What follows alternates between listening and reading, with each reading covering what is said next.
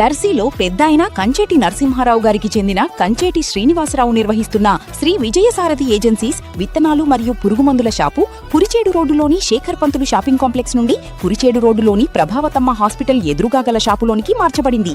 రైతు సోదరులు ఈ మార్పును గమనించి యథాతథంగా సహకారం అందిస్తారని కోరుతున్నాము. ఇట్లు ప్రొప్రైటర్ కంచేటి నరసింహారావు, కంచేటి శ్రీనివాసరావు.